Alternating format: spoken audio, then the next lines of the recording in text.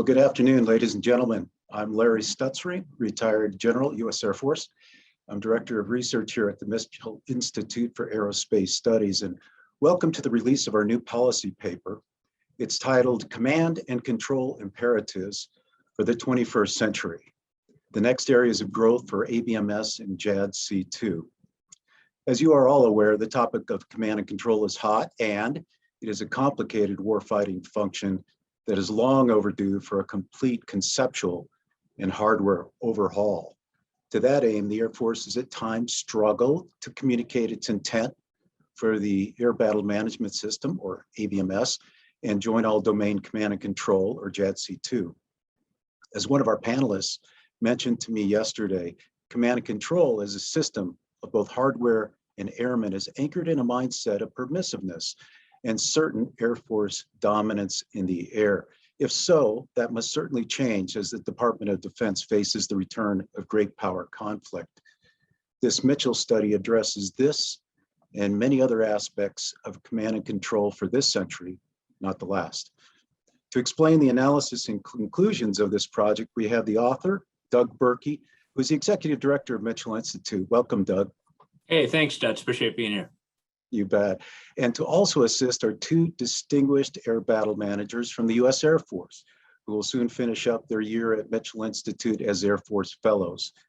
First, we have a big welcome to Colonel Nelson Bigfoot Rouleau. Colonel Rouleau is a senior air battle manager. His operational command and control experience includes the AWACS and multiple combat tours with the Control and Reporting Center and Joint Stars. He was part of the Air Force's largest and longest combat convoy during Operation Iraqi Freedom, and he commanded the 12th Airborne Command and Control Squadron. He's also a proud graduate of the Air Force School of Advanced Air and Space Studies. And we also have Major Alex Big Bobby Wallace. Major Wallace is a senior air battle manager also. His operational flying experience includes AWACS and Joint Stars, combat hours during missions supporting operations Enduring Freedom, Combined Defense of the Arabian Gulf, and Odyssey Resolved, to name a few. He's a graduate of the Air Force Weapons School. Well, welcome, gentlemen. And I want to note for our audience that the Air Force has allowed Colonel Rouleau and Major Wallace to participate with us today as highly experienced subject matter experts. That said, their views are their own and do not necessarily speak for Air Force leadership or Air Force policy. So with those introductions, let's explore this project. Over to you, Doug. No, Stats, I appreciate it. And Camille, if we could bring up the slide deck. Oh, she's doing that. I'd like to thank Colonel Rouleau and Major Wallace for their insights and perspective on this topic over the past year. You know, you're going to hear from them in a few minutes, and we've benefited tremendously from their professional expertise and just operational reality and pragmatism they bring to the dialogue here. And given everything it's on the plate right now, with modernization and requirements and all, it's meant an awful lot to us. Next slide, please. So Mitchell's long been interested in command and control. We've covered it in a number of reports and events, and the reason is simple. You know, C2 is the backbone for any successful military operation, whether wartime or peacetime. You know, we can't effectively harness the potential of hardware, whether it's planes, satellites, ships, or tanks, and the trained professionals operating them without proper coordinated guidance. So to anyone who says we can't afford robust C2 investment, I'd turn the question on them. You know, how can we afford to spend billions on various programs, but not invest in the foundation that's going to underpin their effective employment? I mean, that'd be like buying a new car, but not budgeting for gas. Kind of defeats the point. So that said, it's important to note that the Department of the Air Force leadership should be complimented on their C2 focus in recent years. Concepts like ABMS and JADC2 are rapidly accelerating the art of the possible C2. But this focus needs to continue because the future operating environment is going to demand significant changes. So next slide, please. So let's talk about terms real fast here. Now, this isn't a doctrinal definition, but I think it cuts to the chase. When I think about C2, it's all about gaining situational awareness and using that information to place mission assets at the right time and place to achieve command objectives. We want to do this while avoiding dangerous threats. There are three main components of that: the actual command authority and intent, so who's in charge; the delegation of authority over mission assets and people, so the chain; and then the means of execution. So that's everything from trained C2 professionals to communications equipment and procedures. And all of these components are important to balance because, too often we focus on one element of the enterprise to the exclusion of others. This is an ecosystem. It takes a holistic approach.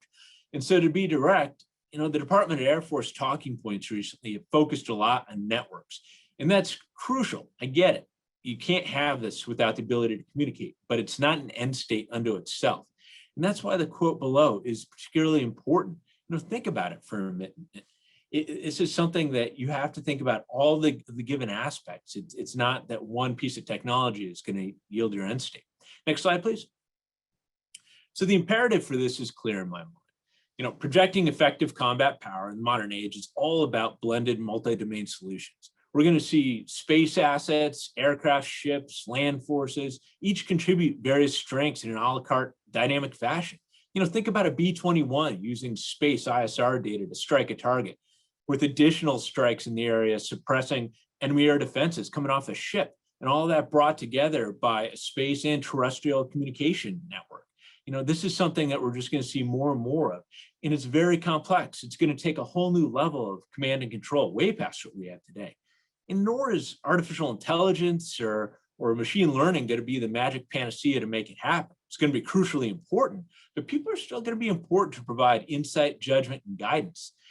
Another driver that's forcing this here is the force is too small given demand. So whether we're talking about the smallest bomber inventory in Air Force history, despite surging demand, or unyielding pressure for more capabilities on orbit, we need to get 2 and 2 to equal 5 these days. And the only way to do that is a very careful alignment of capability with demand. And finally, the current C2 enterprise is fragile. It depends on comm links that can easily be targeted, old hardware, and operating locations that are vulnerable to attack. And so this is just a zone where we really need to think about how do we do it smartly, because the volume of data is going to be huge, the challenge is going to be significant, and we got to be relevant and actionable how we approach this. Next slide, please. So to understand where we are today, I think we need to review some history. And I kind of batch things into 7 major categories from an aerospace lens. So first off, you've got World War I. And this is really an example where there's minimal operational and tactical C2. Fighter pilots would take off and they would kind of know the enemy is over that way. And so they'd take off and head that way in patrol, but you needed huge mass because they didn't really know where the adversary was. They had to just kind of have enough volume to run into them. And then once they did, they'd engage and hopefully, secure mission results. And so we're in a zone today where you can't do that. We don't have the volume to make up for the lack of knowledge.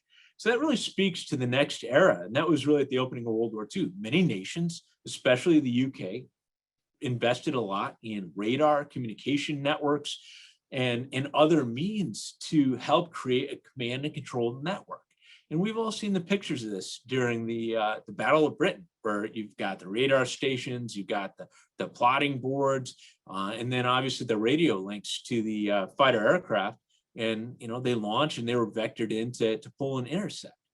And to think about what was in play then and the value of that command and control. Think about this. In the summer of 1940, the RAF had 446 operational fighters to face 3,500 German combat aircraft that were across the channel that summer. In 10 days, between August 8th and August 18th of 1940, the RAF lost 154 pilots and only got 63 green replacements. The defensive force was under tremendous strain. So C2 is what allowed them to prevail. Right time, right place, right asset. And so we really need to take that lesson to heart right now. A few months later in World War II, we saw the next major step, and that was the advent of the weapon system in many ways of an aircraft. And that's when night fighters had radar on board them. And so the ground-based system would get them pretty close for the intercept, but it was the onboard radar system that would really help them get in a position for the kill. And that obviously has developed to pretty sophisticated levels today. In the early Cold War, we saw the World War II system of ground and air-based defense systems expand markedly. And it was really because of jet age speed and mass geography that saw the need for early detection, rapid data processing, extremely precise guidance, and continent-wide coordination. And it was all about providing time and space for detection, decision-making, and force employment. And this is where computers, data links, and automation entered the fold. And we're trying to compress the OODA loop to maximize our ability to respond. Now, in the middle of the Cold War, we saw the need to take this C2 enterprise in more of a dynamic mobile fashion. And so that's where airborne assets like the EC-121, think of that like an early AWACS, came to the fold. You could deploy it anywhere and bring a lot of these capabilities to remote locations. So we used these a ton in Vietnam. And that was very, very important because it was a difficult operating environment. The operational engagement parameters were taxing. The tactics involved were challenging. And these folks really added a lot of clarity to help the tactical assets in play be smarter about how they engage. There's another variable in play here too. The aircraft like the F-4 had advanced markedly with the systems on board, but the pilot's head was still the fusion engine. So they had a number of disparate inputs coming at them. And fusing this all real time under the pressure of combat could oftentimes be overwhelming. The AWACS, or the EC-121 at the time, helped provide kind of that quarterback function to make sense of it and help them out. And that is really what led to the requirement for the modern AWACS, which yesterday celebrated its 41st birthday. So that kind of gives you an age of the current system in play. But it was all about making people more strategic in how they approach a battle space, not just purely reactionary. And so now we're living in an era where, if you look at the last 20 years, we've got mass sensors, tremendous processing power, and huge amount of connectivity. And it's a really powerful system. But on the other hand, it's led to a lot of challenges. Things like the MQ-9, 5th generation aircraft, I mean, nobody can argue. These are game changers, they're amazing. But it's a system out of balance. The volume of data is overwhelming. I mean, comm lines are too fragile. Legacy parts of the enterprise, like AWACS, like I said, are increasingly lagging with real world demand just because of the age of the system and the architecture there. And the enemy knows this. They're poised to challenge every link of it. And so that's really what brings us to the problem statement for ABMS and JADC2, where AI and machine learning are going to help process mass volumes of data. Links are going to be more robust. Cross-domain fusion is going to be the center of everything. But we also need to think where the C2 expertise resides in this model. It's really an open question that needs to be considered carefully. Next slide. You guys can look at these. They're quotes from the paper that I've pulled. But the main message here, this is a cyclical problem statement. We've been here before. This is solvable, but we got to get real about it. And it's kind of amusing. If you look at General Dixon's statement here, when he's talking about AWACS, it's almost a statement that can be applied to ABMS and JADC2. So it's back to the future. Next slide. So again, if you baseline where we're at, the current system is fragile, increasingly out of step with real world demand. Components are all over the map, everything from the big wing ISR that's been around decades to 5th generation aircraft and RPA sensor shooters. They're connected by links that are less than or bust, given the threats. We've assumed connectivity based on a permissive nature for the past 20 years. We've grown accustomed to limited operating regions, not mass regions like the Pacific, which have way different pressures. The services right now are pursuing individual solutions that lack coordination. And we know adversaries are going to set to target our C2 enterprise. I mean, look at the quote below from DoD's China report. This is a big deal. Next slide, please. So going forward, I think there are 3 major imperatives that we need to keep in mind. First, this demands balancing what technology can bring to the table and where human intellect is still important. We clearly need things like AI and machine learning to process, data flows and all that, but technology does not equal C2. It takes human critical thinking, judgment, and insight. And if we base everything off AI, there's another problem where the enemy can understand the logic in which that's based, and they can target that. And it's all about those established rule sets. Think about what happened to supply chains during COVID that were run by technologies like that. We all saw the toilet paper fiasco. When underlying assumptions change, the corresponding system can collapse. And so that's where humans really do well with dynamic situations. We also need to balance technical aspirations with realistic pragmatism. We can't pin everything on technologies that are largely aspirational. Of course, we need those goals. I think they're going to happen over time, but they're not going to happen tomorrow. They need space to get to success. And that includes letting them fail occasionally, learning from it, implementing it. And so we also need to, push to the future where the pathways are dependable. And this is really important, knowing that budgets are going to get tight. Bridging solutions are useful during periods like this. And we also want fallbacks in case a new system is issued. Redundancy is good. It gives us options and it drives complexity for an adversary. And finally, we need to ensure that the C2 system can scale across the threat spectrum from major wars to lower level operations. It needs to be rapidly deployable and shaped to meet dynamic requirements. And mission affordability here is really key. People don't drive F1 race cars to Safeway. We need scalable tools so we don't overtax high-end capabilities or rob commanders of what they need in lesser contingencies. Next slide, please. I also want to hit on some lessons learned here that we highlighted in the report. There are two examples that are important. And first is the Theater Battle Management Core System, TBMCS. It was designed to automate planning, control of the air components. It was really difficult to understand. New users struggled with it. Didn't really match with real world demands as they evolved, and it was far from flexible when new requirements emerged. It was kind of engineering driven, not operator driven. And it was so bad at times that folks reverted back to whiteboards and the markers, other awkward forms of improvisation. And you can see the quotes below. It definitely had real challenges. And if you look at oversight with GAO and congressional concern and ABMS and JADC2, there's similar concerns. I'm not saying that's where those programs are going to go. I'm saying we need to be mindful they don't go there. Next slide. The other history is where I just talked about a little bit earlier. It is just the imbalance we saw when these new technologies came on board with connectivity, mass sensor presence, all of that. The whole system was out of whack. The individual elements are very impressive, but we really didn't understand how to integrate them and handle it. I mean, considering the early 2000s that folks saw a 5,000% increase in sensor data with the advent of sensor shooters, with MQ9 and targeting pods and all that.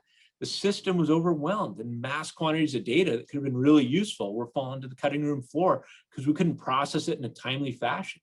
We also saw confusion in command and control relationships with commanders reaching into cockpits, micromanaging tactical situations. It was a mess. We never survived like that in a high-end situation.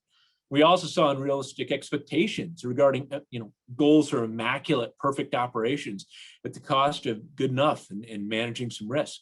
And sensors and shooters were not categorized properly in the planning process. It was kind of one or the other, when in fact things like an MQ9 or an MQ1 or an F-16 with the sensor pod are both, and you should be able to manage them as both. If you look at the RAND quote, that's from 1999. People saw that coming, and we need to get our head around it because it's going to get harder. Next slide, please. And so that's where ABMS and JADC2 come in play. Again, informal definitions, but ABMS, in my mind, is a technical means by which information is gathered, processed, fused, and shared. The collaborations are arranged and at the right effects, off the right platforms at a given time and place.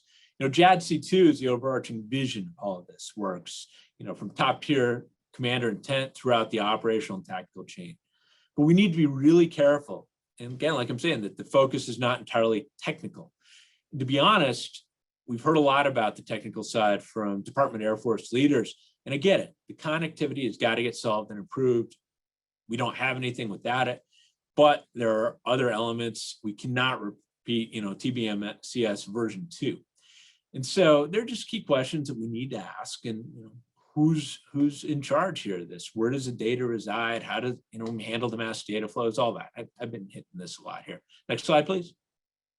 So if we look at the future and what we actually think that a model might look like, I'd say behind enemy lines, we need a number of sensors and effectors. So that places a premium on 5th generation and future generation aircraft that are both sensors and shooters, can be dynamically engaged throughout.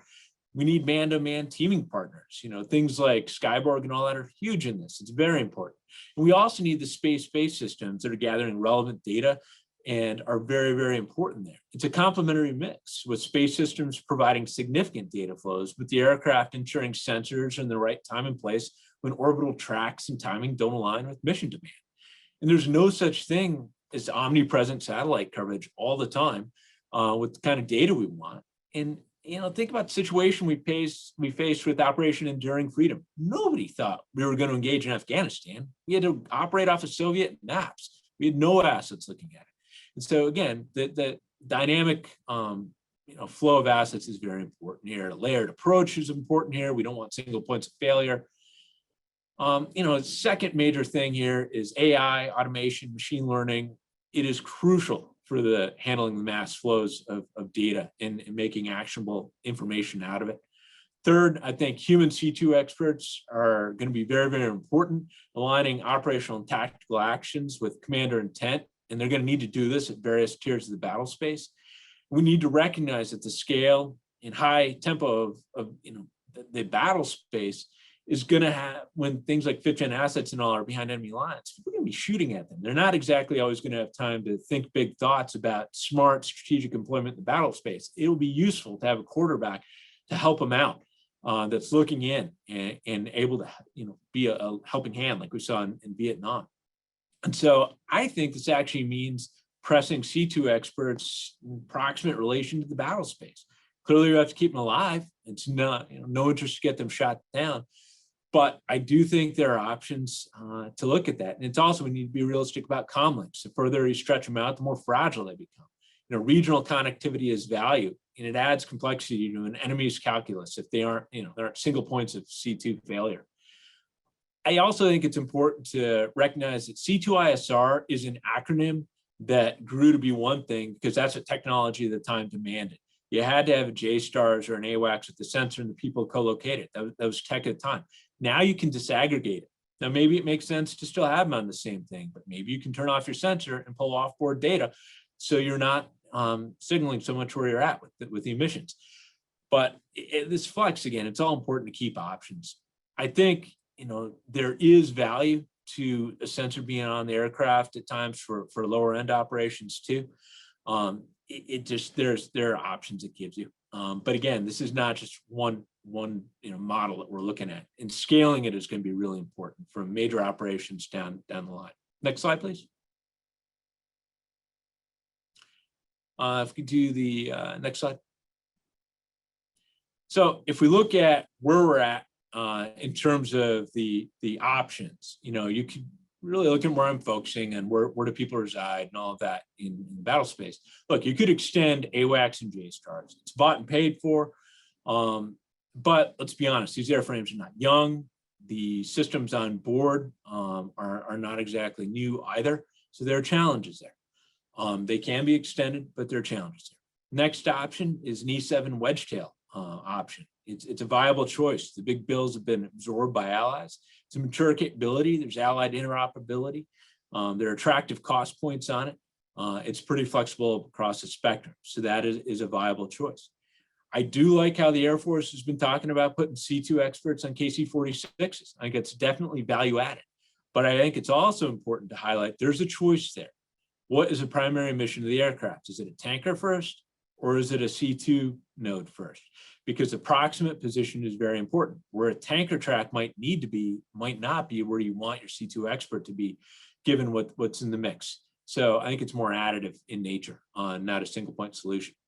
There's another one too that's kind of interesting right now. If you look at where technology is going, and I think there is significant potential for the Air Force to look at some of the supersonic business jet options. If you look at the speed, which is really supercruise that they're talking about, and the altitude in play, there are huge survivability benefits to that.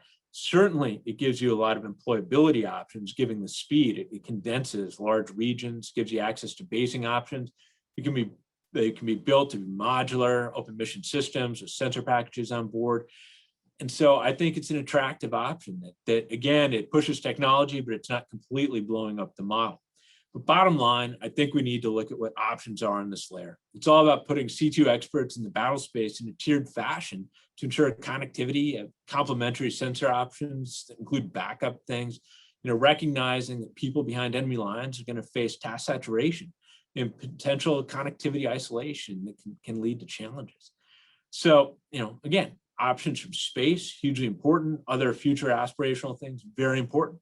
But I think it's important we have some midterm options too that allow some dependability. Next slide. So bottom line, C2 is everything. It matters a lot. And I think right now we are the UK in the Battle of Britain. So we have got to be very careful because we have too few of everything right now and the challenges are huge. This isn't a zone where we really want to wave the wand and hope that kind of future hope paves the way for everything. We do need some proven dependable options in the mix that emphasize resiliency. And I think it's important that C2 experts really be in relevant locations to ensure mission effectiveness, resiliency, and flexibility. So the paper is going to be on the website. I hope folks take a look at it. There's a lot more in it past what I said here today, but thanks everybody for listening. Stutz, back to you.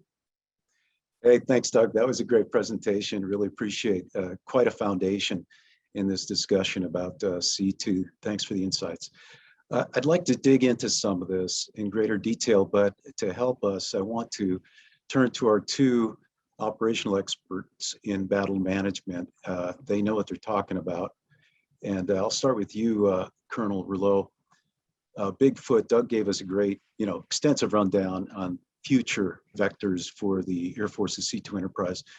However, you're an expert in the existing system of air battle management. What does that look like today? Could you explain its architecture? Yeah, you bet. Today's C2 architecture looks very similar to what it looked like when I was an undergraduate air battle manager student 2 decades ago. Normally, the Joint Force Commander, or JFC, right, designates a Joint Force Air Component Commander, known as a JFAC, and that's the commander of all of the joint air operations. The commander in her role as a JFAC generally utilizes a very similar command and control doctrinal structure, right? She would have a theater air control system, or TACS, and that TACS is divided into ground elements, CRC, ASOS, and some airborne elements, Joint Stars, AWACS, and all these would report to an Air Operations Center or an AOC. Just for basics, right? The CRC is a mobile, scalable, ground-based radar system, the AWACS, airborne warning and control system, and the Joint Stars, or JSTARS, is an airborne control system capable of tracking both moving and ground stationary targets. This is interesting because you say 2 decades ago. It sounds a lot like what 4 decades ago when I was flying, a young guy flying the F4 and then the F-16. So when was this architecture created? Sure, I don't find any fault in that thinking. I think some panel members, some audience members will definitely agree. I would only add that some of the lessons that we learned from the Vietnam conflict led to an evolution of that structure, specifically with the AOC and precision weapons. I think certainly since like 1991, Operation Desert Storm, the U.S. Air Force has served as a force multiplier through the pioneering use of the fixed AOC, which I hope we get to talk about a little bit later. Until now, this capability has proven remarkably successful. And during that same time, I'd argue that U.S. precision strike regime has matured through the evolution of smart weapons and stealth delivery. But today, like Doug expertly mentioned, and C2 operators past and present know, the U.S. forces are on the cusp of a new era with modern threats and a much more complex operating environment. Thanks for the question, though. Yeah, you bet. That was great to hear from you. So let me turn to Major Big Bobby Wallace. Would you mind racking and stacking the strengths and the limitations of the current battle management system? And given your experience on both AWACS and JSTARS, some personal or team lessons learned that could inform the future vision of C2? Yeah, no problem. Thanks. So, really some of the positive attributes of this, and especially with the E3 and the E8, or the AWACS and the JSTARS, is rapidly deployable, and aside from ground support, are relatively self-contained. And so this self-containment of a decision, a sensing, and a communication element, along with the integration readiness that the hardware and the crew bring, they allow these systems to support operations across a spectrum of conflict. And personally, I've been involved in moving these platforms halfway around the world in moments' notices and being ready to stand up an operation within 24 hours of getting on site. And that's pretty incredible considering what these platforms bring. Now, some of the negative aspects of this are the aging systems. They're based on an airframe that is extremely support intensive right now. 707 manufacturing lines, so the 707 320 Bravo is what the E3 and the JSTARS are both based on. Those production lines have been closed since the early 1990s when the last E3 rolled off the line, and parts are getting harder to come by. And along with that, because of the airframe and the way the structure is, system programming makes getting rapid makes getting rapid upgrades difficult as well, and rarely timely. And so, an example of this is the Block 4045 upgrade for the E3 has been in conversation since the early 2000s and is to this day not complete for the fleet. And so that can really add a strain when you start talking about bringing new sensors or new shooters online at this day and age and what we're going to need in future conflict. And so I'd say due to the age and maintenance and maintaining crews, C2 acumen is getting difficult with this. So yeah, that's kind of what I'd rack and say. And I we didn't talk a lot about the CRC, but it suffers from a very similar plight that the airborne airframes do as well. Yeah. In that getting upgrades are difficult. Yeah, that's good. Well, let me ask you both to comment. Doug talked about and advocated the human component in the operational spectrum of C2. But Big Bobby, let's start with the basic description of where the airmen fit in, and especially explain the function of an air battle manager. Sure. So put simply, an air battle manager is a resource and risk manager that operate under the delegated authority of the Combined Forces Air Component Commander from a platform that is forward in the battle space. So our origin story, as Doug alluded to, is grounded largely in fighter control that came about in Vietnam from the EC-121 and F-4s intercepting MiGs. So as technology and battlefields have evolved, so have our roles. So air battle managers have been located close to the battle space edge because it allows for us to employ our sensors and comm suites more dynamically as the conditions of the fighting are required to better support our assets. And in the future, this flexibility will be able to gap fill the communication and data passage requirements that we have. So today, our role has evolved more into managing sensors, weapons, and fuel to accomplish a given mission objective in a timely manner. And to give you a short story and example of this, when I started controlling down at Tyndall as an undergraduate, we had a controller and a 4-ship of F-15s. By the time I had gone to weapons school, it was a 4-ship of F-15s that was being managed by a 5th-generation fighter, but the battle manager was still there, except for our focus was less on providing tactical range and targeting information and more on how are we going to intercept the next wave of the adversary? How are we going to manage the fuel and the weapons to get there? So additive and not replacing. Well, Bigfoot, you want to pitch in on this one? Sure.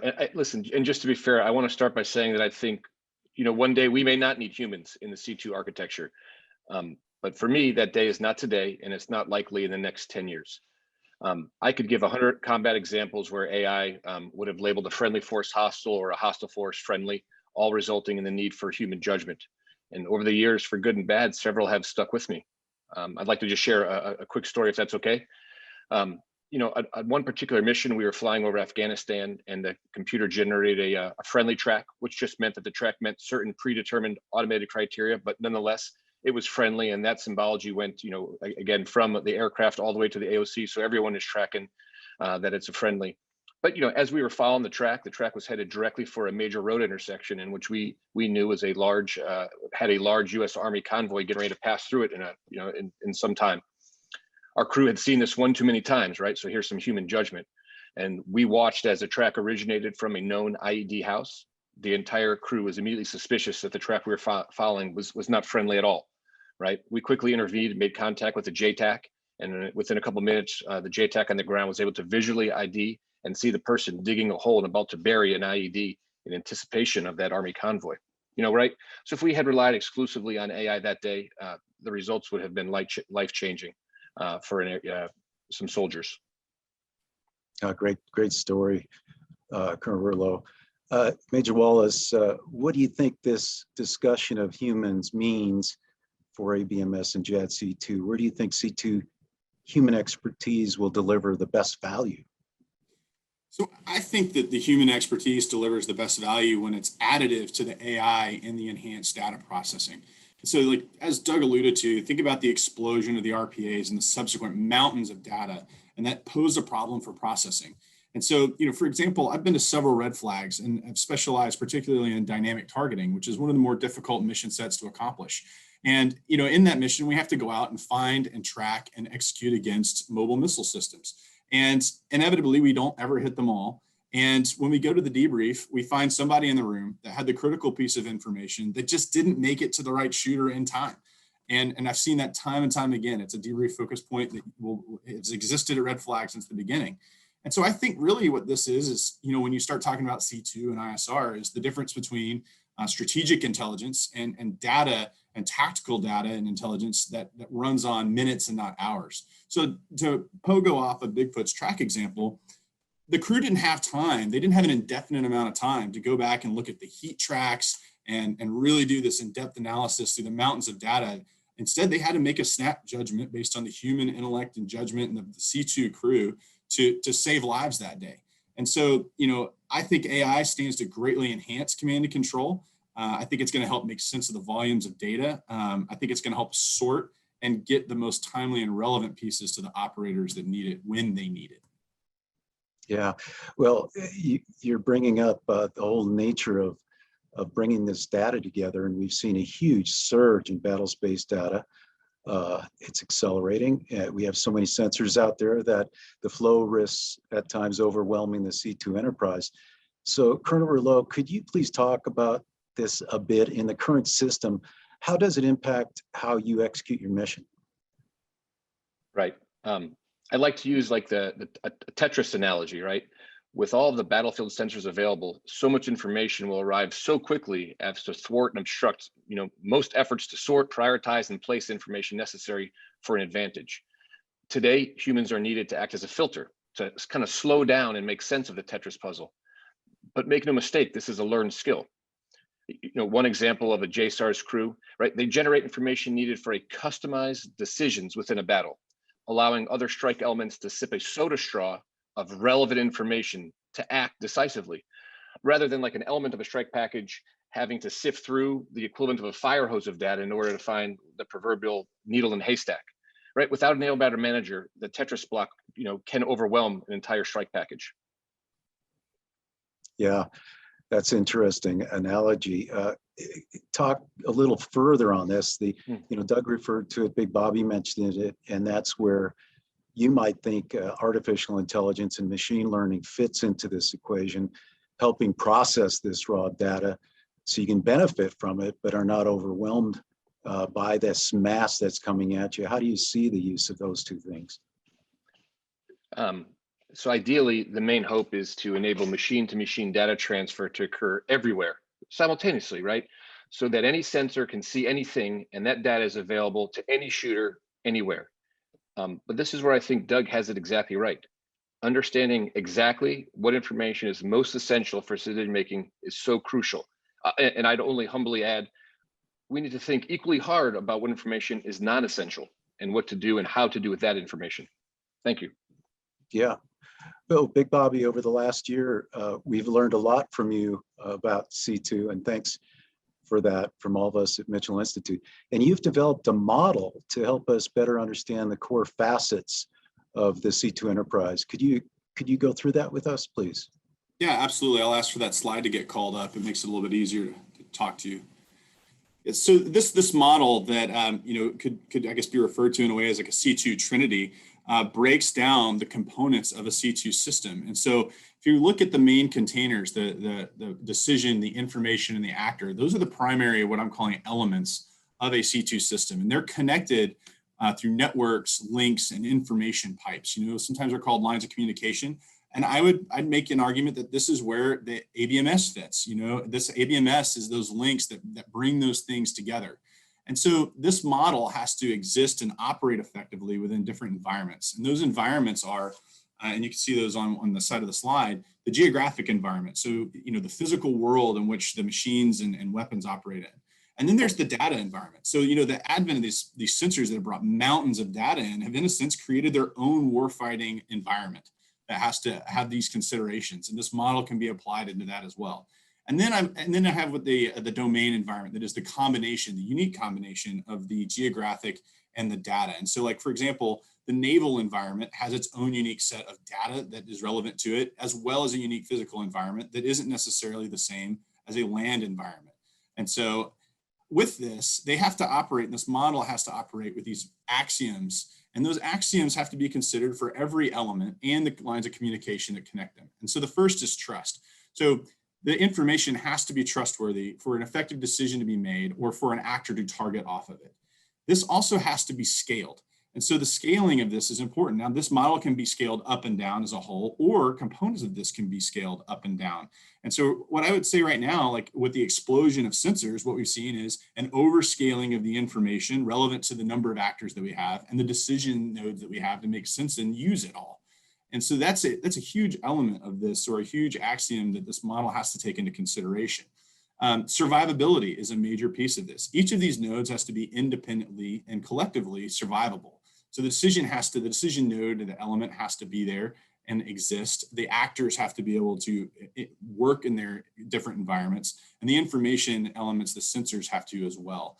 And then the last piece that I put in here is time. So everything has to be timely. You know, we talk about this a lot in UABMT. We talk about it a lot in command and control in exercises. You have to make sure that the right information gets to the right person and to the right actor in a time that is relevant or at the speed of battle.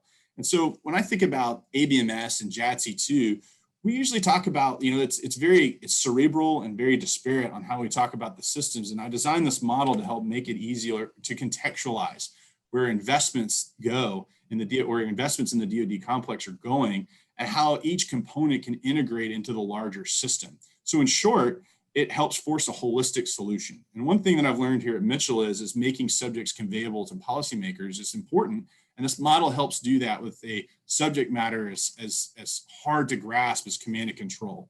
And it helps show where programs like ABMS fit in the larger scheme. That's great, Big Bob. You get an A. And I just want to compliment you on this, that it is the more fundamental and essential a model, the more applicable it is. Good on you. Let me switch gears a little bit, and Bigfoot. We know you spent a lot of time thinking about China. Could you please talk to us about how they view C2 superiority, and what does this mean for our current systems, as well as, you know, the ABMS JADC2 vision? Absolutely. You know, the PLA is at the tail end of a major transformation from mechanized warfare to what they call informationalized warfare. And that brings with it lots of changes. The PLA believes that achieving informationalized dominance while denying the same to their adversaries is an absolute requirement for them for future conflict. The PLA has been experimenting with tactics and technologies that seek to disrupt the US command and control system. The PLA also seeks to create doubt in the C2 system. And this is so important as we talk about AI. To put it plainly, right? I worry that if we get involved in a conflict with unproven technology, the PLA will exploit these potential weaknesses. That's very provoking.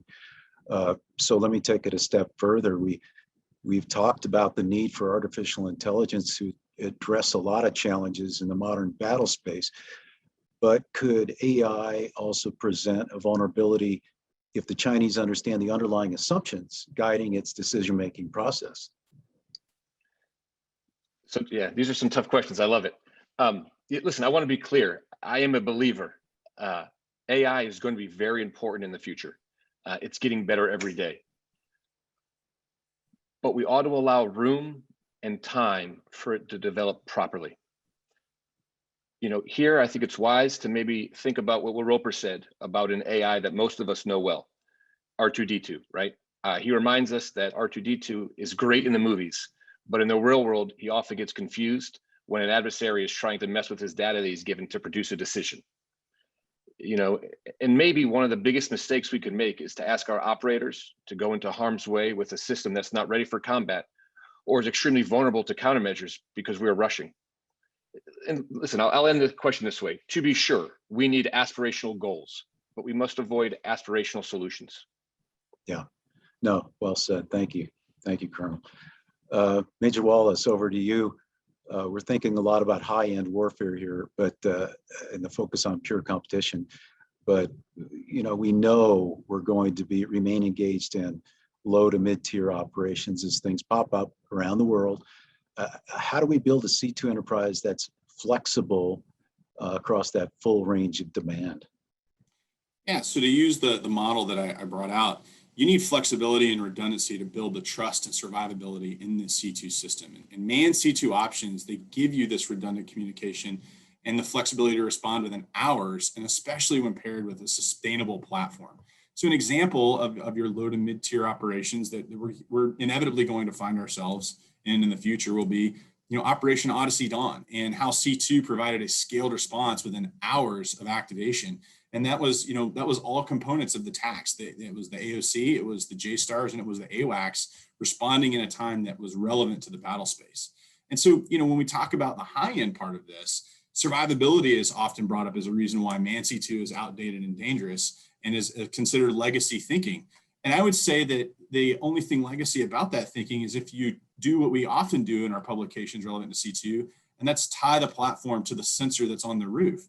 And so, or underneath it in the JSTARS case. And so, I would say that we need to shift as our paradigm of the way we think about employing our C2 systems and how they integrate with disaggregated sensors across the battle space. So as the CRC has proven over its range of operations in the Middle East, it could respond quickly. It had a native capability of communications that could be disaggregated if required.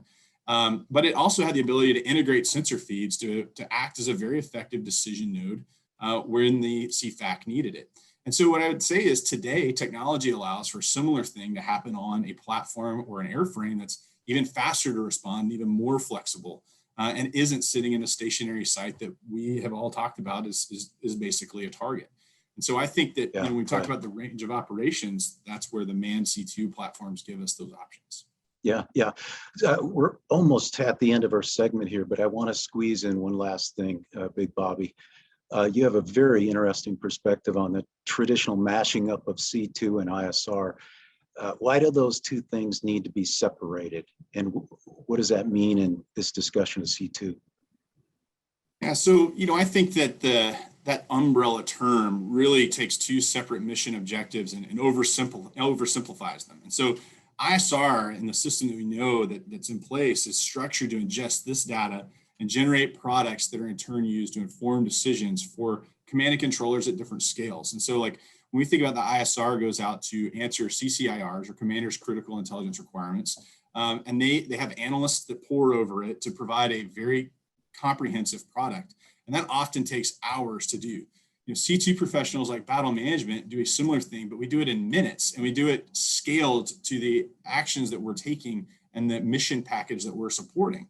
And so while these things work in concert, they are independent functions. And often ISR is operating on a different time scale than our current C2 nodes. And having been on JSTARS before, like I know that we often get tasked to answer those things. And the C2 function is sometimes left out of that. And I would say the inverse is probably true for the AWACS being not looked at for what it can provide data-wise. And so, when we talk about advancing, we need to talk about how these two mission objectives relate, and then to use the model, how the ISR is the sensing element scaled to the decision and then the actors with the timeliness of it being at the core of its operations. Yeah, that's great. Well, gents, we've come to the end of this segment. I'd ask all of our audience to download this policy paper. It's titled Command and Control Imperatives for the 21st Century. And I want to thank our author, Doug Burkey, Mitchell's Executive Director. Thank you, Doug. And our great appreciation to the Air Force for adding the insights today by our Air Force fellows and battle management experts. Thanks to Colonel Bigfoot Rouleau and Major Big Bobby Wallace. Gents, we want to first thank you for your service. And second, we wish you the best as you move on to your next assignments. We're going to now open up the session to questions from our audience who have been listening, and feel free to direct your questions if you desire, or you can just throw them out there. As a reminder, you can use the Q&A function. You could use the raise hand function is probably the best, or you can type your question in the Q&A box. When I call on you, state your name and affiliation before asking your question. And with that, I'm going to start with Steve Trimble. Steve, unmute and introduce yourself. Yes, hi, Steve Trimble, Aviation Week.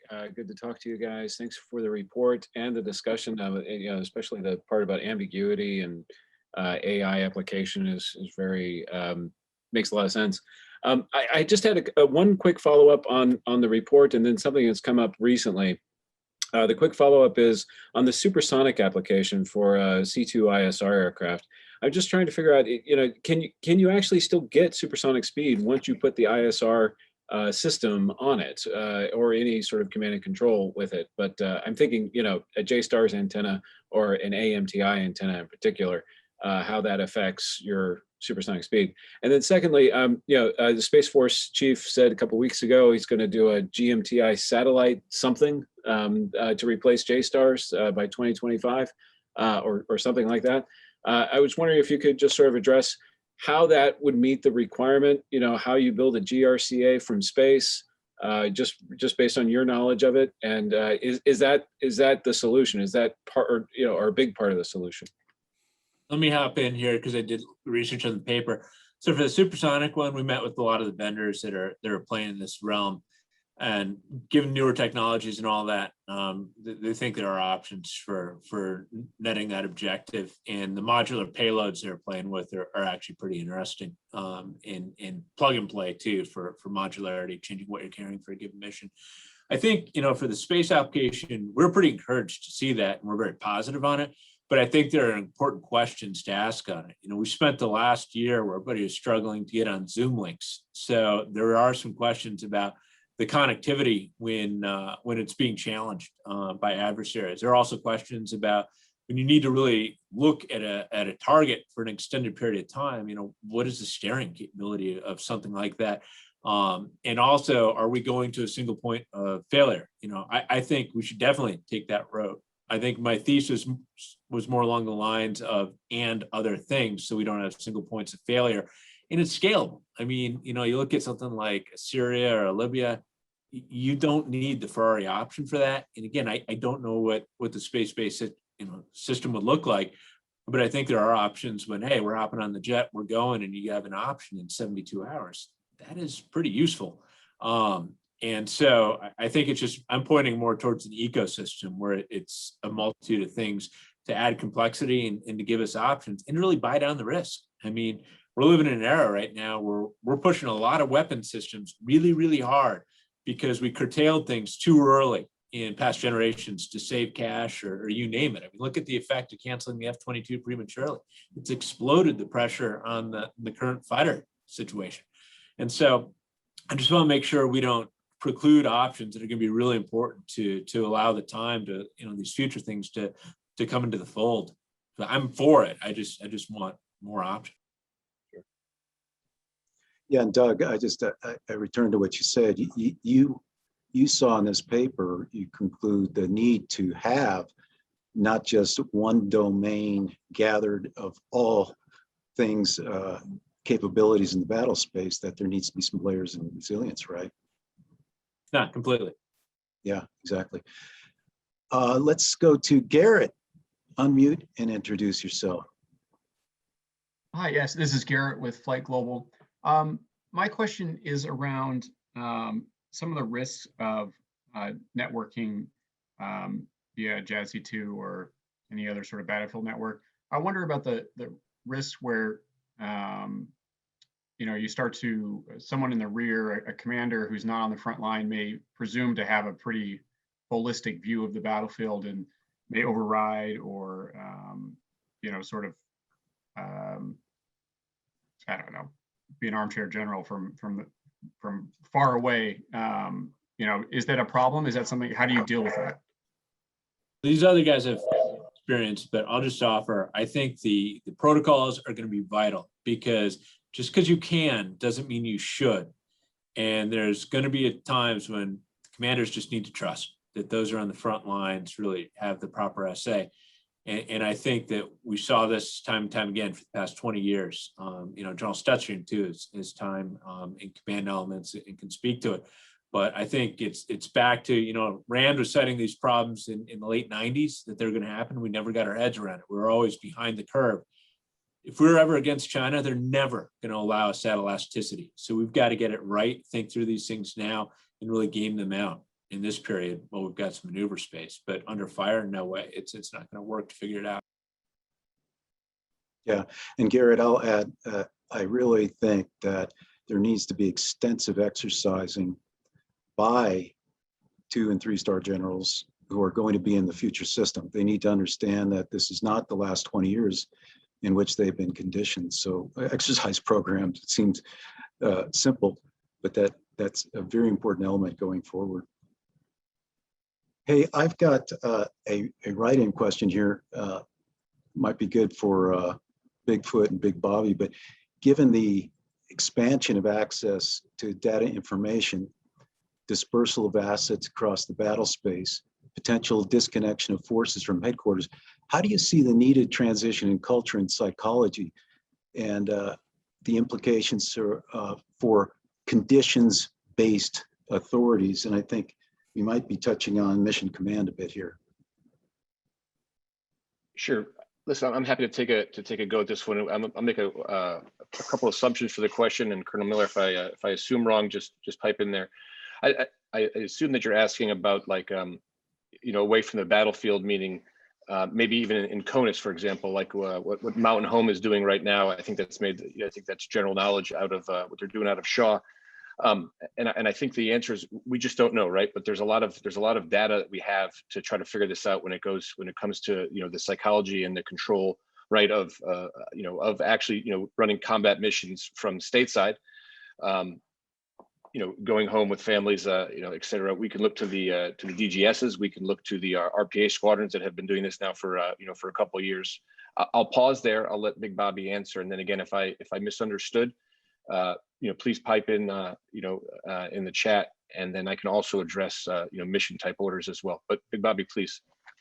Yeah, so I think the angle I'll take on this is the risk management piece of it. And I would argue that C2 structures are in a lot of ways constructed to manage risk and delegate authorities. And there's a couple of different conditions. I think the last couple of decades in the Middle East has seen the traditional authorities, that the C2 architecture that was developed post the Cold War, kind of get usurped up to the top, and we haven't seen a whole lot of practice for the what we would consider maybe to be the mid-tier operators in the tax to manage that risk. And I do think that there's going to be a big training gap there, and I think that we are going to have to accept some imperfect operations as we make that jump. When I talk about the psychology and disconnection, because inevitably we will be disconnected. Things will get compromised. That is the fog of war. And we're going to need to make sure that the operators at all levels are prepared to work off the delegated authorities that they've been given from the top down.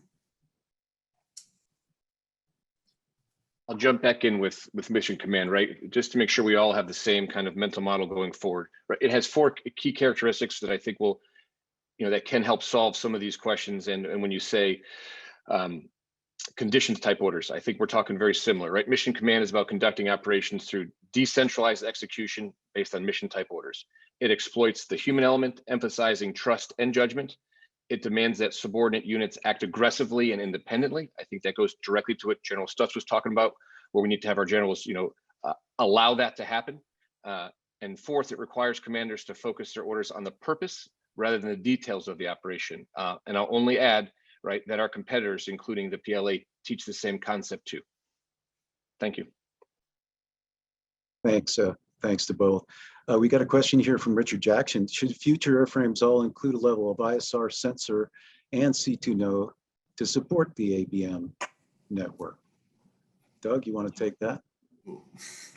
Anyways, I think they already kind of do. If you look at where 5th gen is going, if you look at where RPA sensor shooters are going with MQ-9, and I think if you look at where Skyborg's going, in many ways, they're all built around this. And so it's really about the ecosystem of how we're going to manage it. And it speaks to a lot of the crush of data in the processes that I was speaking about earlier, is that we're already kind of seeing those things come to the fold, but we're lacking a way to manage it prudently. And we need to make sure that the flows that are coming off of it are making us smarter, not miring us down in just so much that it's unmanageable. It's kind of like, theoretically, there's a lot of information if you watch all your TV stations at the one time, but it's just a mess of noise. And so you need to be able to focus and know what you need to look at and kind of get rid of the rest. We have another question here that's interesting.